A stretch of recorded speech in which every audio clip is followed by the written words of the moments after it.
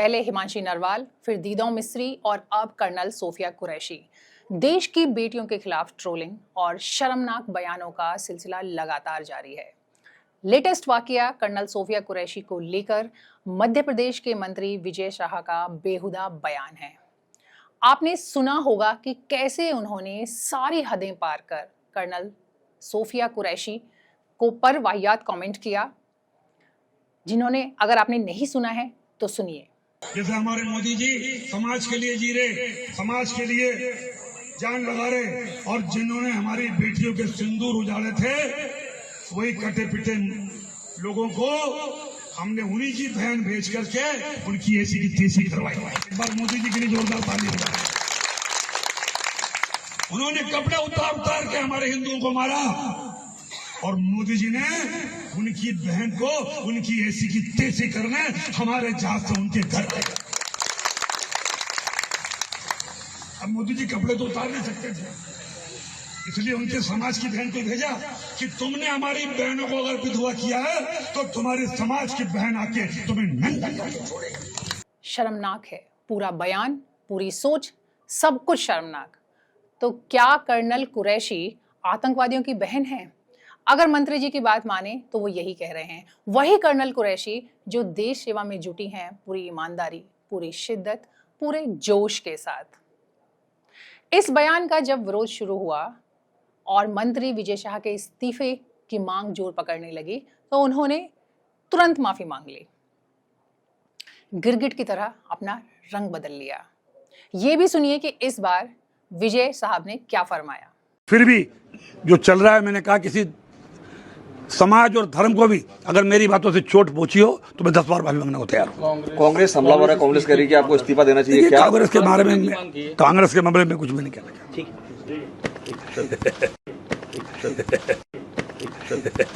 Sophia बहन हमारी सगी बहन से बड़ी है, जिन्होंने राष्ट्र धर्म निभाते हुए जाति समाज से ऊपर जाके उन लोगों से बदला लिया। वाह, कल तक आतंकवादियों की बहन बता रही सोफिया को आज उन्होंने अपनी बहन बना लिया है। अपनी बहन से भी, अपनी सगी बहन से भी बढ़कर उन्होंने कहा है कि वो मेरे लिए हैं। आप देख रहे हैं कि किस तरीके से उन्होंने तुरंत अपना रंग बदला। लेकिन इस बयान के लिए सिर्फ माफी भर काफी नहीं है, क्योंकि मंत्री जी से तुरंत इस्तीफा लिया जाना चाहिए और उन्हें पार्टी से भी बर्खास्त किया जाना चाहिए। दरअसल हमारे प्रतिनिधि, हमारे नेता जब ऐसी बेहुदा बातें करेंगे तो आम जनता से तो आप उम्मीद ही क्या करेंगे। नेताओं का ऐसा खुला मुंह देखकर ही शायद जनता का एक बेशर्म, बेखौफ धड़ा आए दिन जिसे चाहे टारगेट करने लगता है, गालियां देने लगता है, ट्रोलिंग शुरू कर देता है और इनके खिलाफ कोई नहीं बोलता। इससे पहले विदेश सचिव विक्रम मिस्री और उनकी बेटी को भी इस ऑनलाइन ट्रोलिंग कम्युनिटी ने टारगेट किया था। इतना बुरी तरह टारगेट किया कि उन्हें अपना अकाउंट प्राइवेट करना पड़ा। आप सोचिए, देश का इतना बड़ा अधिकारी, उसे भी इस तरह की चीज का सामना करना पड़ता है, तो फिर आम लोगों की तो आप सोच ही सकते हैं। मिस्री की अगर बात करें, ये हम जानते हैं कि वो कितने बड़े पद पर हैं। पाकिस्तान के खिलाफ जब सैन्य कार्रवाई हुई तो देश की आवाज, देश के प्रवक्ता बने मिस्री। साथ ही साथ कह सकते हैं कि देश के प्रधानमंत्री के साथ सीधा उनका उठना बैठना है। अपनी जिंदगी के 35 साल उन्होंने देश की ड्यूटी, देश की सेवा में गुजारे हैं। अब आप सोचिए कि इतने बड़े अधिकारी और उनकी बेटी को भी इन ऑनलाइन गिद्धों ने नहीं बख्शा। वजह यह थी कि जैसे ही सीज फायर का ऐलान हुआ तो लोगों को लगा कि इसके पीछे मिस्री का हाथ है और उन्होंने तुरंत मिस्री और उनकी बेटी दीदों को पर ऑनलाइन अटैक शुरू कर दिए। दीदों को एक खास कम्युनिटी से जोड़कर उन पर पर्सनल अटैक किए, उन्हें गालियां देनी शुरू की, उनके बारे में गंदी गंदी बातें लिखनी शुरू की। सोशल मीडिया पर उनकी पर्सनल डिटेल्स शेयर की जाने लगी, भद्दे भद्दे कमेंट किए जाने लगे। और ये ट्रोल करने वाले वही थे जो कल तक सरकार के साथ खड़े थे, खुश थे पाकिस्तान पर हमला किया जाने पर।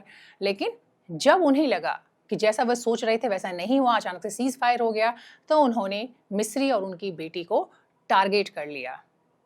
उन्होंने सरकार से नाराज हो गए, बौखला गए और उन्हें यही एक तरीका लगा अपना गुस्सा दिखाने का, रिएक्ट करने का।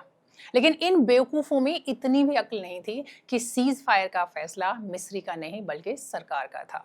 वो सिर्फ सरकार के फैसले को देश के सामने रखने आए थे क्योंकि वो उस वक्त देश का चेहरा थे।